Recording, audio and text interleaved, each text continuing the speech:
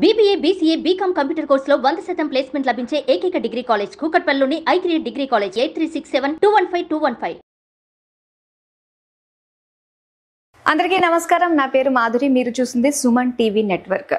So అందరికీ గుర్తున్న సంఘటన, మర్చిపోలేని సంఘటన ఒకటి జరిగిందండి. మొన్న 22వ తారీఖున ఉగ్రవాద చర్య అన్నది మన భారతదేశం పెహల్గాంలో విరుచుకుపడింది.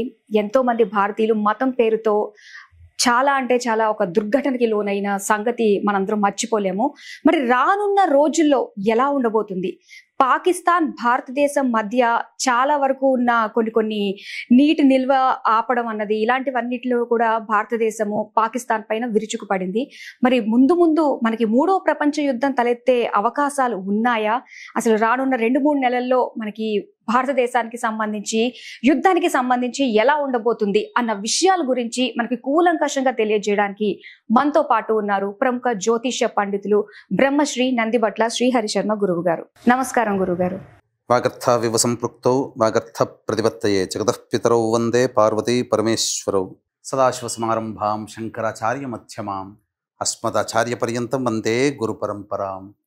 ఆదిత్యాయ చ సోమాయ మంగళాయ బుధాయ చ గురు శుక్ర శనిభ్యశ్చ రాహవే కేతవే నమః. శృంగేరి జగద్గురు పీఠాధిపతులకి, కంచెపీఠాధిపతులకి నమస్కారములు తెలియచేసుకుంటూ కార్యక్రమాన్ని ప్రారంభిద్దాం. మీరు అడిగినట్టుగానేనమ్మా, మనము ఇంతకుముందు చెప్పుకున్నాం, షష్టగ్రహ కూటమి మరియు శని మార్పు, అలాగే సూర్యగ్రహణం కూడా 29 మార్చ్ 2025 సంవత్సరంలో ఏర్పడింది. గ్రహణం మన భారతదేశంలో కనిపించలేదు. చాలామందికి అప్పుడు చెప్పడం జరిగింది ఏంటంటే, ఈ యొక్క షష్టగ్రహ కూటమి ప్రభావ తదనంతరం ప్రధానంగా కొన్ని దేశాలలో ఇబ్బందికర పరిస్థితులు ఎదురవుతాయి, తీవ్రవాద హెచ్చరికలు కానీ, భూకంపాలు కానీ, సునామీ వాతావరణాలు కానీ ఏర్పడతాయి అని సుస్పష్టముగా చెప్పడం జరిగింది. అంతకంటే సుస్పష్టముగా ప్రసార మాధ్యమంలో తొట్టతొలిగా మీనరాశిలో ఈ యొక్క షష్టగ్రహ కూటమి, గ్రహణము, శని మార్పు 3 ఒకే రోజున జరుగుతున్నటువంటి కారణము చేత ఈశాన్య రాష్ట్రాలలో తీవ్రవాద హెచ్చరికలు కానీ, అసాంఘిక కార్యకలాపాలు కానీ, అలాగే ఈ ఎర్త్క్వేక్స్, భూ ప్రకంపనలు కానీ ఏర్పడేటువంటి అవకాశాలు, దీని తదనంతరం 3 నెలల వరకు కూడా దీని ప్రభావం ఉంటుంది. దీని ప్రభావం వల్ల విద్రోహకర చర్యలు ఎక్కువగా జరుగుతాయి. అది ప్రపంచవ్యాప్తముగా జరుగుతాయి. భారతదేశం కూడా దానికి మినహాయింపు కాదు, గ్రహణం కనబడకపోయినప్పటికీ అని సుస్పష్టముగా ఇదే మన సుమన్ టీవీ ప్రసార మాధ్యమంలో తెలియచేయడం జరిగింది. అయితే జరిగినటువంటి మారణకాండకి చాలా చింతించాల్సినటువంటిది. కానీ జ్యోతిష్య శాస్త్రం ప్రకారము అది మనం ముందుగానే ఊహించి చెప్పడం జరిగింది. చాలామంది ఆ సమయంలో గ్రహణం మనకు లేదు కదా, మనకు లేని దాని గురించి మనం ఎందుకు మాట్లాడుకోవడం, ఏదైనా చెప్పండి, అనవసరమైన విషయాలు ఎందుకు అని చెప్పి చాలామంది కామెంట్స్లో ఖండించడం కూడా జరిగింది. ఇదంతా ట్రాష్, ఏమీ జరగదు, అంతా బాగుంటుంది, పరమేశ్వరుడు అన్నీ చూసుకుంటాడు అని చెప్పి. కానీ జరిగినటువంటి యథార్థ సంఘటన ప్రతి ఒక్క భారతీయుని కుల మత విచక్షణ అనేది లేకుండా అందరి మనస్సుని కలిచివేసింది. తీవ్రవాద చర్యలు మన భారతదేశంలో 22వ తారీఖు రోజున జరిగినటువంటి చర్య చాలా అమానవీయ సంఘటన. అంటే హిందువా కాదా అని చెప్పి ప్యాంటు విప్పి మరీ చూసి మరీ కాల్చి చంపినటువంటి సంఘటన ప్రతి ఒక్కరూ ఖండించాల్సిందే. ఆనాడు ఉన్నటువంటి గ్రహస్థితి ప్రకారము చెప్పడం జరిగింది. అదే 22 ఏప్రిల్ 2025 గత వారం రోజుల కిందట జరిగినటువంటి హేయమైనటువంటి చర్యకి దారితీసినటువంటి పరిస్థితులు, ఆ సమయానికి ఉన్నటువంటి గ్రహస్థితిగతుల్ని ఒక్కసారి మనం నెమరు వేసుకొని ప్రయత్నం చేద్దాం. చూసుకున్నట్లయితే 22 ఏప్రిల్ 2025 మధ్యాహ్నం 3 నుంచి 4 మధ్య కాలములో ఈ యొక్క సంఘటన జరిగినట్టుగా మనకు ప్రసార మాధ్యమం ద్వారా మనకు తెలియచేయడం జరిగింది. అంటే ఆ సమయానికి ఉన్నటువంటి లగ్నం ఏంటండి? సింహ లగ్నం. అలాగే ఈ లగ్నము ప్రధానంగా ఈ సమయంలోనే జరగడానికి గల కారణము మనం తెలియచేసుకుందాం. ఎందుకనంటే ప్రధానంగా ఈ లగ్నము పాపకర్తరిలో పడింది. అంటే వెనక వైపున కుజుడు, 2వ ఇంట కేతువు, ఈ 2 గ్రహాల మధ్యన జరిగినటువంటి సంఘటన సమయానికి ఉన్నటువంటి లగ్నము సింహలగ్నము. ఇక్కడ మనం ప్రధానంగా చూసుకున్నట్లయితే భారతదేశమే ఎందుకు విక్టిమ్గా, ఎందుకు ఇది జరిగింది అని అంటే, మనము చూసుకున్నట్లయితే నవీన శాస్త్రజ్ఞులు కన్యా లగ్నము మన భారతదేశ లగ్నంగా చెప్తారు. అలాగే మన భారతదేశానికి స్వాతంత్రము మనకు 15 ఆగస్టు 47 మధ్యరాత్రి జరిగింది. అది వృషభ లగ్నంలో జరిగింది అని చెప్తుంటారు. కాబట్టి వృషభ లగ్నాన్ని కూడా మనం కన్సిడర్ చేయాల్సిందే అని కూడా చెప్తారు. కానీ ప్రాచీన జ్యోతిష్యుల అభిప్రాయం ప్రకారము మకర రాశి భారతదేశానికి సంబంధించినటువంటి రాశిగా చెప్పబడి ఉంది. కాబట్టి అట్టి మకర రాశి అనగా ధనిష్ట నక్షత్రం జరుగుతున్నటువంటి రోజున ఈ యొక్క మారణకాండ అనేటువంటిది ఏర్పడింది. ఏ నక్షత్రము అనగా ధనిష్ట నక్షత్రము అధిపతి కుజుడు, ఏ నక్షత్రాధిపతి అయినటువంటి నక్షత్రంలో చంద్రుడు ఉన్నాడో అట్టి నక్షత్రాధిపతి అయినటువంటి కుజుని చేత ఆ రోజు రాశ్యాధిపతి అయినటువంటి చంద్రుడు వీక్షింపబడుతున్నాడు. ఇక్కడ మనం చూసుకున్నట్లయితే చాలా సందర్భాలలో అనేక ఈ గ్రహాలన్నీ కూడాను పాపగ్రహాల యొక్క నక్షత్రాలలో సంచారం జరుగుతున్నటువంటి కారణము చేత ఇంత దుశ్చర్య మన భారతదేశంలో ఏర్పడిందని చెప్పవచ్చు. చూసుకున్నట్లయితే కుజుడు పుష్యమి నక్షత్రం శని, అలాగే కేతువు రవి నక్షత్రం పాపగ్రహం, రవి కేతు నక్షత్రము పాపగ్రహము, గురువు కుజ నక్షత్రము కుజుడు పాపి సహజ పాపి, చంద్రుడు ధనిష్ట నక్షత్రం అధిపతి కుజుడు సహజ పాపి, అలాగే శుక్రుడు రాహువు శని కూడా ఒకే నక్షత్రంలో సంచారం చేస్తున్నారు. మనకు పూర్వభాద్ర నక్షత్రంలో ఉన్నారు. అయితే బుధుడు తన సొంత నక్షత్రంలో ఉన్నప్పటికీ కూడా ఇక్కడ శుక్రరాహు శని సంయోగం అనేటువంటిది ఏంటంటే పిశాచ యోగాన్ని సూచిస్తుంది. గుర్తుపెట్టుకోండి, శని రాహుల కలయిక, కుజకేతుల కలయిక, కుజరాహుల కలయిక, శని కుజుల కలయిక, ఇవి పిశాచ యోగాన్ని సూచించేటువంటిది. ఒక ప్రఖ్యాత జ్యోతిష్యుని యొక్క అభిప్రాయ ప్రకారం కూడా శుక్రుడు రాహువు శని కలిస్తే అది పిశాచ యోగంగా పరిపూర్ణంగా చెప్పవచ్చు. అట్టి శుక్రరాహు శనులు పూర్వభాద్ర నక్షత్రంలో ఉన్నారు. ఇది సంపూర్ణమైనటువంటి పిశాచ యోగంగా చెప్పబడి ఉన్నటువంటిది. అట్టి పూర్వభాద్ర నక్షత్రాధిపతి అయినటువంటి గురువు వృషభంలో ఉన్నాడు అని అంటే అది మన భారతదేశ స్వాతంత్రానికి సంబంధించినటువంటి లగ్నము. కాబట్టి భారతదేశము అనేటువంటిది విక్టిమ్గా ఈ యొక్క మారణకాండకి సాక్ష్యముగా భారతదేశము తీవ్రవాదులు అనేటువంటిది పిశాచ యోగం జరిగేటువంటిది ఏంటంటే విశృంఖలత్వము, మానసికమైనటువంటి అపరిపక్వత, అలాగే స్వాతంత్రము కోసం ఏ పనైనా కానీ చేయడానికి ఆలోచన లేకుండా, మెదడు లేకుండా ఏ పనైనా చేయడానికి చేసేటువంటి దుశ్చర్యలకి కారణం ఈ శుక్రరాహుశనుల యొక్క కలయిక. అందుకని తీవ్రవాదులు తమ విశృంఖలత్వాన్ని ఆ రోజున చూపించారు. దాదాపుగా 30 మంది పైబడి ఈ యొక్క మారణకాండలో మరణించడం జరిగింది. కాబట్టి వీక్షించేటువంటి సుమన్ టీవీ ప్రేక్షకులు ఇప్పటికైనా కానీ కళ్ళు తెరవండి. మన జ్యోతిష్య శాస్త్రము అబద్ధము కాదు, ఏదో పుక్కిటి పురాణము కాదు, ఏదో ఆనందంగా చెప్పుకునేది కాదు, అది శాస్త్రము. ముందుగానే ఈ యొక్క శిష్టగ్రహ కూటమి అనేటువంటిది ఏర్పడడం, గ్రహణం ఏర్పడడం, శని మార్పు, ఇవన్నీ కూడా ఏర్పడిన తదనంతరం వచ్చే 3 నెలల్లో ఇట్లాంటి మారణకాండలు చవి చూడాల్సి వస్తుందని ముందే మన జ్యోతిష్య శాస్త్రవేత్తలు అందరూ కూడా హెచ్చరించడం జరిగింది. గుర్తుపెట్టుకోండి, ఏవైనా భారతదేశ నిఘా వ్యవస్థ ఎంత గొప్పదో మీకు తెలుసు. ఇంటెలిజెన్స్, ప్రపంచవ్యాప్తంగా ఉన్నటువంటి ఇంటెలిజెన్స్ ఎంత గొప్పదో తెలుసు. అన్నీ పసిగట్టాయి, కానీ గ్రహాలు వాటి పని చేశాయి. అందరూ పసిగట్టగలిగారు, అందరూ హెచ్చరించారు, జాగ్రత్త పడండి అని అన్నారు. కానీ ఏదైనా కాలం తన పని తాను చేసుకోక తప్పదు. ఎంతమంది ముందు హెచ్చరించినా మన వాళ్ళు దాన్ని ఎదుర్కొనలేకపోయారు. ఇక్కడ మనం చూసుకున్నట్లయితే ప్రధానంగా కుజుడు చతుర్థ నవమాధిపతి అనగా గృహస్థానాధిపతి అయ్యాడు. కాబట్టి అట్టి గృహస్థానాధిపతి వ్యయంలో ఉన్నాడు అని అంటే ఆ సమయానికి అప్పటికప్పుడు అదే రోజు వచ్చి అటాక్ చేసినటువంటి సందర్భం కాదు. కుజుడు వ్యయంలో ఉన్నటువంటి స్థితిని బట్టి మనం గమనించుకోవాల్సినటువంటిది ఇప్పటికీ ఎప్పుడో దానికి ప్లానింగ్ అనేది చాలా రోజుల నుంచే దానికి ఏర్పాటు చేసుకుంటున్నారు. ముందుగానే వాళ్ళు ఎంటర్ అయ్యారు అని చెప్పి సూచించేదే ఈ చతుర్థాధిపతి వ్యయస్థానంలో ఉన్నటువంటి కారణంగా మనం తెలుసుకోవచ్చు. కాబట్టి ఈ యొక్క ప్రభావ తదనంతరం మనం ముందే చెప్పుకున్నాం, షష్టగ్రహమి కూటమి మరియు అలాగే ఈ శని మార్పు, గ్రహణ ప్రభావం తర్వాత 3 నెలల వరకు కూడా మీరు గమనించినట్లయితే గత అనేక సందర్భాలలో గ్రహణాలు ఏర్పడినప్పుడు, గ్రహకూటములు ఎక్కువగా ఉన్నప్పుడు ఏర్పడినప్పుడు దాని ప్రభావము 3 నెలల లోపల లేదా 4 నెలల లోపల జరుగుతాయి. ఏర్పడినప్పటి నుంచి 4 నెలల వరకు దాని సమయం 120 రోజులు దాని సమయంగా కేటాయించబడింది. కాబట్టి ఇప్పుడు భవిష్యత్తులో ఎలా ఉండబోతుంది అనేటువంటిది మనం తెలుసుకుందాం.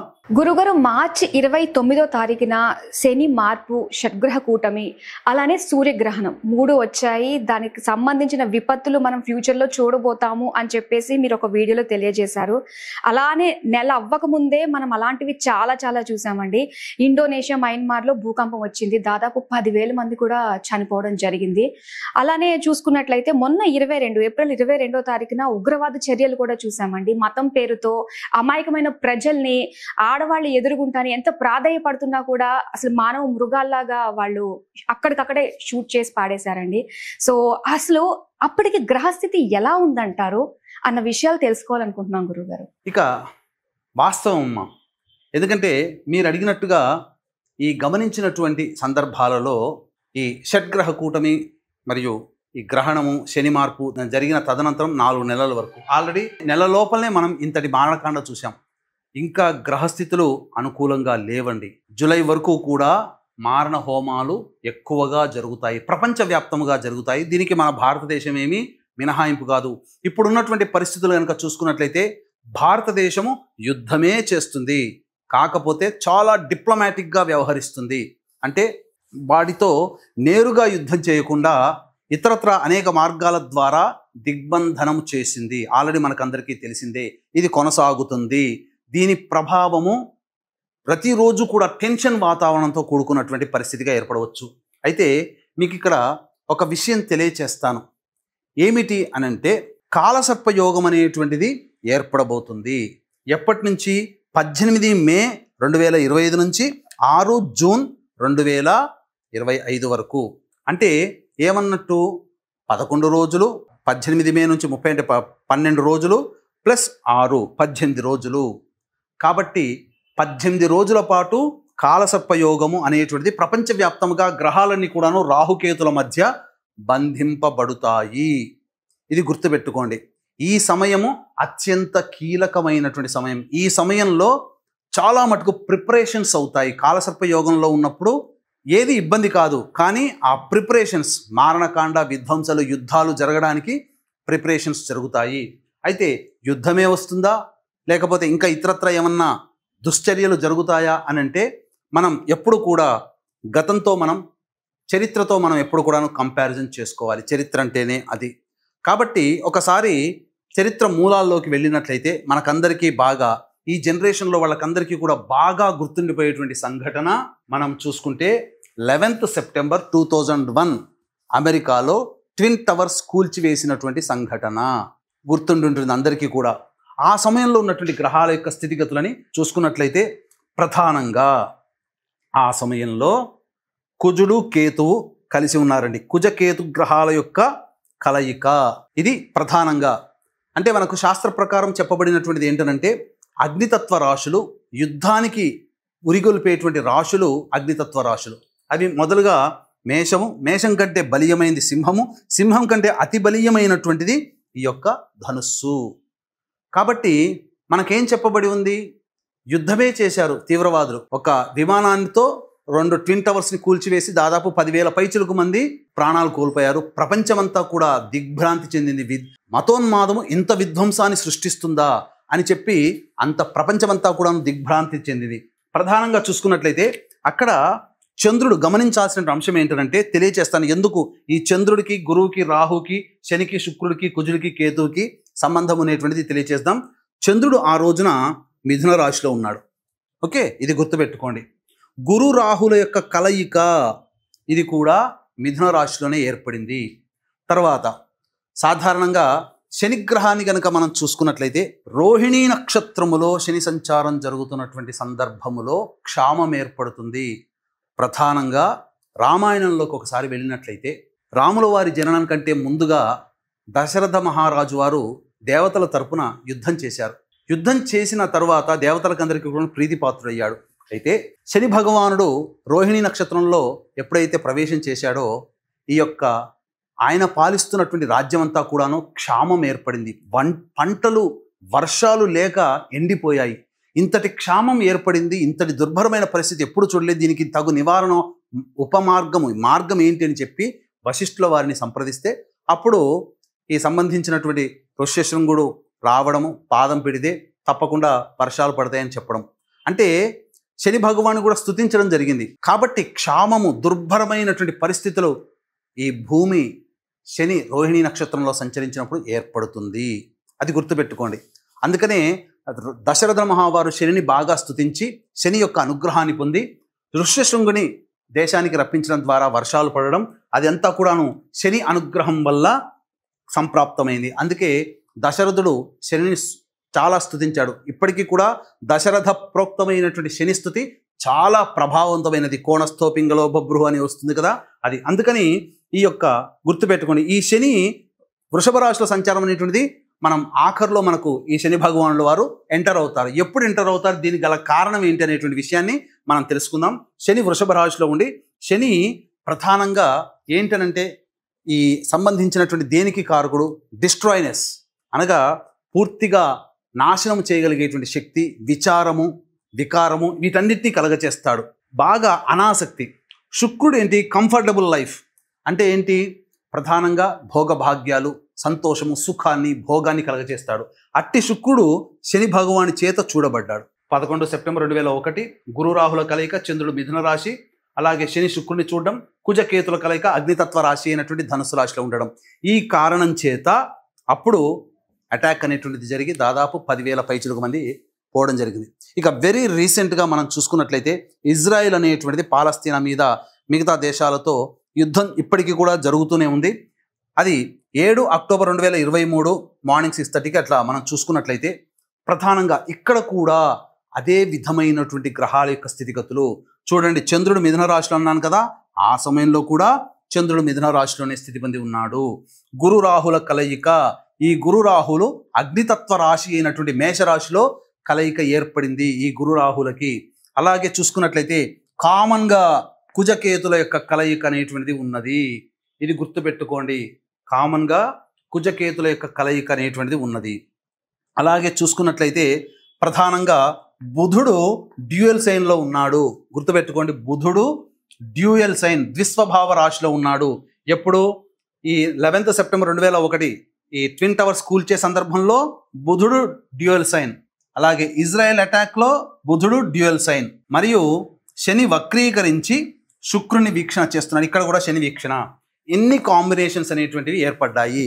ముఖ్యంగా చూసుకున్నట్లయితే ఈ కుజకేతువులు అనేటువంటివి కీ రోల్ పోషిస్తాయి. అంటే పిశాచ యోగాన్ని కలగచేస్తాయి. పిశాచ యోగం అంటే ఏంటంటే ఆ గ్రహాల కలయిక ఉన్నటువంటి జాతకులకి చాలా దుర్భరమైన పరిస్థితులు, ఆ దశాంతర్దశలు కానీ ఈ సంయోగం గ్రహ ట్రాన్సిట్లో గోచారంలో గ్రహాల యొక్క స్థితిగతులు ఉన్నప్పుడు ఇబ్బందులు ఎదుర్కొంటారు.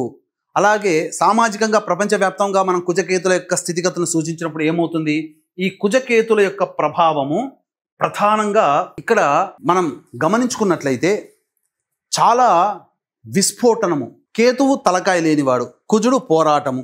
అంటే ఏం జరగబోతుంది, ముందు వెనక ఆలోచన లేకుండా తీవ్రవాద స్వభావములతో ఈ యొక్క కుజకేతుల యొక్క ప్రభావం వలన దుందుడుకు చర్యలు అనేటువంటివి జరుగుతాయి.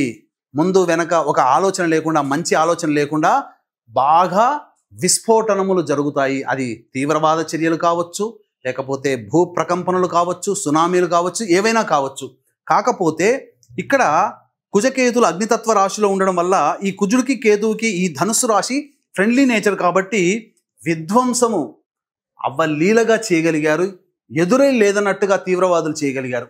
అయితే ఇక్కడ ఇజ్రాయెల్ విషయంలో చూసుకుంటే కుజకేతులు తులారాశిలో ఉన్నారు. కానీ తులారాశి కుజకేతులకి అది యోగించదు, ఫ్రెండ్లీ హౌస్ కాదు. కాబట్టి అక్కడ ఆగుతూ యుద్ధం చేస్తూ, యుద్ధం మొదలుపెట్టి మళ్ళీ కొంతసేపు ఆగడం, ఇలా బ్రేక్స్తో యుద్ధం జరుగుతూ ఉంది పాలస్తీనాతో ఇజ్రాయెల్ వాళ్ళు.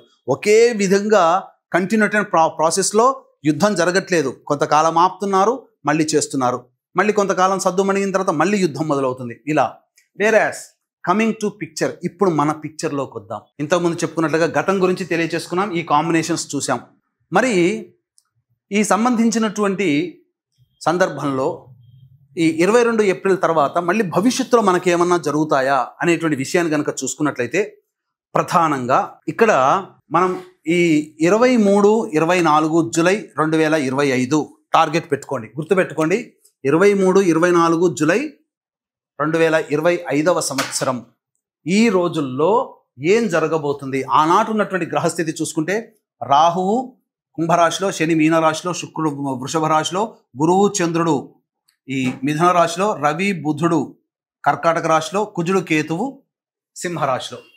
ఇక్కడ మనం ప్రధానంగా చూసుకున్నట్లయితే ప్రధానంగా ఈ పాత వాటికి సంబంధించినటువంటి చరిత్రను మనం పరిశీలిస్తే ఈ సందర్భంలో కూడా ఇక్కడ కుజకేతుల కలయిక అగ్నితత్వ రాశిలో ఏర్పడింది. కాబట్టి అగ్నితత్వ రాశిలో కుజుడు కేతువు చాలా బలంగా ఉన్నారు. పైగా సింహరాశి కుజకేతులకి ఫ్రెండ్లీ హౌస్ కాబట్టి ఇక తిరుగంటూ ఉండదు. ఆ కుజకేతులు తమ ప్రభావాన్ని చూపుతారు. రాహు ఎయిరీ సైన్లో ఉన్నాడు కాబట్టి ఇది కూడా. అలాగే శని తన సొంత నక్షత్రంలో జలతత్వ రాశిలో ఉన్నాడు. ఇక్కడ చూసుకున్నట్లయితే శని శుక్రుల యొక్క వీక్షణ ఎలా ఉందో ఇక్కడ కూడా శని శుక్రుల యొక్క వీక్షణ, శని శుక్రుల మీద వీక్షణ ఉన్నది. అలాగే అన్ని సందర్భాల్లో చూసుకుంటే మిథున రాశిలో చంద్రుడు ఉన్నాడు. ఈ 23-24 జూలైలో మిథున రాశిలోకి చంద్రుడు ఉంటాడు. కాబట్టి ఇది ఇక్కడ కాంబినేషన్ మనకు కుదిరింది. ఇక ప్రధానంగా చూసుకున్నట్లయితే ఈ కుజకేతుల యొక్క కలయిక పిశాచ యోగం అని చెప్పుకున్నాం కదా, అది కూడా ఇంతకుముందు జరిగినటువంటి విధ్వంసంలో ఇది ఏర్పడింది.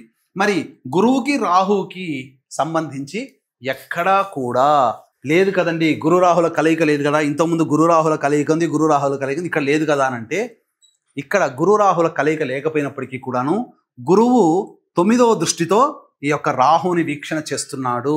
గుర్తుపెట్టుకోండి. పైగా రాహువు గురు నక్షత్రంలో, గురువు చంద్రుడు రాహు నక్షత్రంలో ఉన్నారు. ఇది చాలా కీలకం. గురు రాహుల డైరెక్ట్గా కలయిక కంటే రాహు గురు నక్షత్రంలో, గురువు చంద్రుడు రాహు నక్షత్రంలో ఉండడం చాలా బలీయమైనటువంటిది అన్నమాట. ఇంకా ఈ బలాన్ని ఎవ్వరూ కూడా తగ్గించలేరు, అంతటిది. కాబట్టి ఇంకా మనం విషయాలు చూసుకున్నట్లయితే ప్రధానంగా ఈ అటాక్ జరిగినప్పుడు నక్షత్రాలు ఏవైతే ఉన్నాయో పాపగ్రహాలకు సంబంధించినటువంటి నక్షత్రాల్లో గ్రహాలన్నీ ఉన్నాయి. ఇప్పుడు కూడా చూసుకుంటే శని ఉత్తరాభాద్ర నక్షత్రం అంటే తన సొంత నక్షత్రం, శని పాపగ్రహమే. శుక్రుడు మృగశిర నక్షత్రం, కుజుడి యొక్క నక్షత్రం, కుజుడు పాపగ్రహమే. గురు చంద్రులు రాహు నక్షత్రం, గురు చంద్రుడు కూడా పాపగ్రహ నక్షత్రాల్లోనే. రవి పుష్యమి నక్షత్రం. బుధుడు తన సొంత నక్షత్రం అయినప్పటికీ కూడాను వక్రీకరించి ఉన్నాడు. ఇక ఈ కుజుడు కేతువు మఖా నక్షత్రం, కేతువు పాప నక్షత్రమే. చూసుకుంటే బుధుడు వక్రీకరించి బుధుడు కూడా ద్విస్వభావ రాశి యొక్క ఫలితాలను ఇవ్వబోతున్నాడు. ఇక్కడ మనం చూసుకున్నట్లయితే బుధుడు డ్యూయల్ సైన్లో ఉన్నాడు ఈ సంఘటనలు జరిగినప్పుడు గతంలో.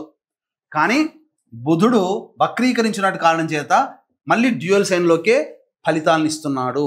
ఇంతటి ప్రభావవంతమైనటువంటి సమయం ఉన్నప్పుడు ఇక్కడ మనం చూసుకుంటే ప్రధానంగా 8 గ్రహాలు పాపగ్రహాల నక్షత్రంలోనే ఉన్నాయి.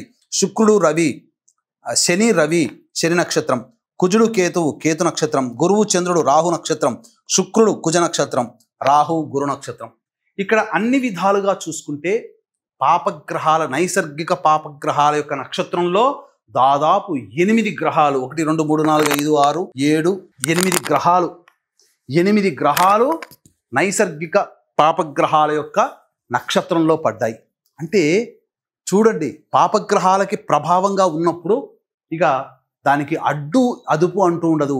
ఈ ఏదో జరగబోతుంది. 23-24 జూలై 2025లో చాలా మటుకు ప్రపంచవ్యాప్తంగా, భారతదేశం కూడా మినహాయింపు కాదు, మళ్ళీ తెలియచేస్తున్నాను, ఏదో జరగబోతుంది. అంటే ఏం జరగబోతుంది? కుజకేతుల యొక్క ప్రభావము ఈ యొక్క సింహరాశిలో విశృంఖలత్వాన్ని సూచిస్తుంది. అంటే అడ్డు అదుపు లేకుండా తమ యొక్క పనులని స్వేచ్ఛని పొందడం కోసం కొంతమంది స్వాతంత్రాన్ని కోరుకోవచ్చు, ఉన్న దేశం నుంచి విడిపోవచ్చు. అంటే బెలూచిస్తాన్ ఇలాగే కొన్ని దేశాలు ఎదురు చూస్తున్నాయి కాబట్టి స్వాతంత్రాన్ని ఆ సమయంలో స్వాతంత్రాన్ని పొందవచ్చు. లేదా విద్రోహకర చర్యలు, తీవ్రవాద చర్యలు చాలా ప్రస్ఫుటంగా ఏర్పడబోతున్నాయి. అన్నిటికంటే ముఖ్యంగా చూసుకున్నట్లయితే ఎప్పుడు ఈ రకమైన ఇబ్బందికర పరిస్థితులు ఎదురవుతాయంటే 22 జూన్ నుంచి 5 జూలై వరకు కూడా రవి రాహు నక్షత్రం, ఇక్కడ గురువు కూడా రాహు నక్షత్రం. ఈ కారణం చేత జనాలలో అన్రెస్ట్ అంటే ప్రజలలో ప్రభుత్వ వ్యతిరేక అనేటువంటిది మొదలవుతుంది. రవి గవర్నమెంట్కి కారకుడు, ప్రజాస్వామ్య వ్యవస్థలలో గవర్నమెంట్కి కారకుడు. కాబట్టి ప్రజలలో అసంతృప్తి చెలరేగి తిరుగుబాటు చర్యలు ప్రపంచవ్యాప్తంగా ఏదైనా దేశంలో జరగవచ్చు. లేదా ఈ 22 జూన్ నుంచి 5 జూలై మధ్య కాలంలో రవి యొక్క ప్రభావము చాలా బలహీనంగా ఉన్నటువంటి కారణం చేత ప్రపంచంలో పేరు పొందినటువంటి దేశ అధికారులు లేదా దేశానికి సూచించేటువంటి అధ్యక్షులుగా సూచించేటువంటి వ్యక్తులు, మంత్రులు, ముఖ్యమంత్రులు, ప్రధానమంత్రులు కానీ ఎవరైనా కానీ దేశంలో ప్రధాన రాజకీయ రంగంలో అత్యున్నతమైనటువంటి స్థానంలో ఉన్నటువంటి వాళ్ళ మరణము కానీ హత్య కానీ జరగబోతుంది. లేకపోతే ఆ దేశంలో పీపుల్ అన్రెస్ట్ అనేటువంటిది కలుగుతుంది. అసంతృప్తి జ్వాలలు చెలరేగి అశాంతి వాతావరణం 22 జూన్ నుంచి 5 జూలై మధ్య కాలంలో ఏర్పడుతుంది. అయితే ప్రధానంగా 30 జూన్ నుంచి 25 జూలై వరకు శుక్రుడు వృషభ రాశిలో సంచారం చేస్తుంటాడు. శుక్రుడు వృషభ రాశిలో సంచారం చేస్తున్నప్పుడు శని దృష్టి అంతా కూడా శుక్రుడి మీద పడుతుంది. మన భారతదేశం స్వాతంత్రం వచ్చిందే వృషభ లగ్నంలో. కాబట్టి లగ్నానికి అధిపతి అయినటువంటి శుక్రుడు శని చేత వీక్షించబడుతున్నటువంటి కారణం చేత 30 జూన్ నుంచి 25 జూలై వరకు ఉన్నటువంటి మధ్యకాలంలో భారతదేశంలో పలు కీలకమైనటువంటి మార్పులు చేర్పులు చోటు చేసుకోబోతున్నాయి. ఏదైనా జరగవచ్చు, విధ్వంసకర చర్యలు జరగవచ్చు. కాబట్టి ప్రజలందరూ కూడా అప్రమత్తతతో ఉండండి. చాలామంది అనుకునేటువంటిది ఏంటనంటే ఏదైనా జరుగుతుందా, ఇబ్బందులు ఎదురవుతాయి, యుద్ధం వస్తుందా అని చెప్పి. యుద్ధము వచ్చేంత చర్యలు జరుగుతాయి.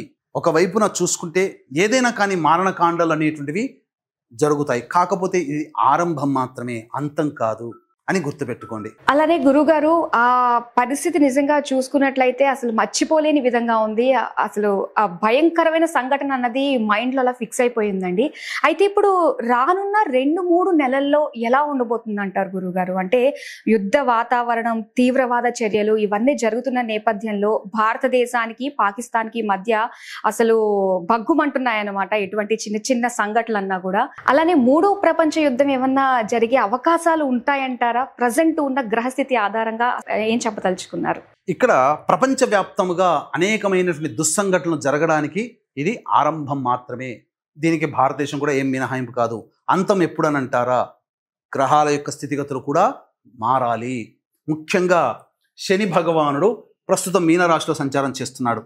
వృషభ రాశిలోకి రావాలి అంటే ఇంకా 2.5 సంవత్సరాలు ప్లస్ 2.5 5 సంవత్సరాలు తర్వాత ప్లస్ ఒక 9 నెలలు, 5 సంవత్సరాల 9 నెలల తర్వాత ఈ యొక్క ప్రభావము ఏర్పడబోతుంది. అంటే 2030వ సంవత్సరంలో జూలై, ఆగస్ట్, సెప్టెంబర్ ఈ మధ్య కాలంలో చాలా మటుకు ఎప్పటి నుంచో చాలామందికి ఊహాజనితమైనటువంటిది థర్డ్ వరల్డ్ వార్ అని అంటారు కదా, అటువంటిది జరగబోయే అవకాశం ఉంటుంది. ప్రధానంగా నాంది ఇప్పుడు గ్రహాల యొక్క స్థితిగతులు 2030లో శని భూతత్వ రాశి అయినటువంటి ఈ యొక్క వృషభంలో సంచారం చేస్తున్నప్పుడు ప్రధానంగా జలతత్వ రాశి అధిపతి అయినటువంటి రోహిణి నక్షత్రంలో ఉండగా క్షామం ఏర్పడుతుంది. క్షామం అంటే వర్షాలు పడకనే కాదు, ప్రపంచవ్యాప్తంగా అతలాకుతలం అయినా కానీ అది క్షామమే. అనేక విధ్వంసాలు జరిగి, బాంబులు విస్ఫోటనాలు జరిగి లక్షల మంది చనిపోయే అవకాశాలు కూడా ఉంటాయి. కాబట్టి 2030 నుంచి అప్పుడు జరిగేటువంటి గొప్పది ఏంటంటే ప్రధానంగా భారతదేశము విశ్వగురు స్థానానికి చేరుకుంటుంది. భారతదేశానికి తిరుగులేని స్థానంలో చేరుకోబోతుంది. గుర్తుపెట్టుకోండి, 2030 నుంచి 2040 కల్లా భారతదేశము ఇప్పుడు ఉన్నటువంటి అగ్రస్థాన దేశముగా విశ్వగురు స్థానానికి చేరుకుంటుంది అని చెప్పడంలో ఏమాత్రం సందేహం లేదు. ప్రపంచవ్యాప్తంగా 1/3 వంతు ప్రజలు చాలా మటుకు ఈ యొక్క విధ్వంసకర చర్యల్లో అసూలు బాసే అవకాశాలు గోచరమవుతున్నాయి. గ్రహ స్థితిగతులు అంత అనుకూలంగా లేవు. ముఖ్యంగా 23-24 జూలై అనేటువంటిది కూడా అంత ప్రభావవంతముగా లేదు, అంటే అంత యోగంగా లేదు, అన్ని అవయోగాలే కనబడుతున్నాయి. 23-24 తేదీల్లో జూలై నెలలో ఏదో జరగబోతుంది. ఎందుకంటే గ్రహాలన్నీ కూడా 8 గ్రహాలు మనకు పాపగ్రహాల యొక్క నక్షత్రంలో ఉండడం, 9వ గ్రహం బుధుడు కూడా వక్రీకరించి ఉండడం, ఈ కారణం చేత బుధుడు కూడా ఆశ్లేష నక్షత్రం, అది కూడా వక్రీకరించి ఉన్నటువంటి కారణం చేత అసలు 9 గ్రహాలు ఉన్నటువంటి నక్షత్రాధిపతులు పాపగ్రహాలే. ఈ ప్రభావం వలన ప్రపంచవ్యాప్తముగా అందున ముఖ్యంగా భారతదేశంలో 23-24 తేదీలలో జూలై నెలలో 23-24 తేదీలలో ఏదో జరగబోతుంది. ఖచ్చితంగా సామూహిక మారణ హోమాలు కూడా జరుగుతాయి, బాగా జరుగుతుంది, ఏదో విధ్వంసాలు జరుగుతాయి. ఇక గ్రహాలన్నీ కూడా అనుకూలంగా లేని కారణం చేత ఎంతటికైనా కానీ తెగించే అవకాశం ఉంటుంది. అణు విధ్వంసాలు కూడా జరిగే అవకాశాలు గోచరమవుతున్నాయి. కాబట్టి ప్రజలందరూ కూడా అప్రమత్తతతో ఉండండి. గురుగారు, అలానే మీరన్నట్టుగానే రాబోయే 2-3 నెలల్లో తీవ్రమైన పరిణామాలు ఎదుర్కోవాల్సిన పరిస్థితి ఏర్పడింది అని చెప్పేసి అంటున్నారు.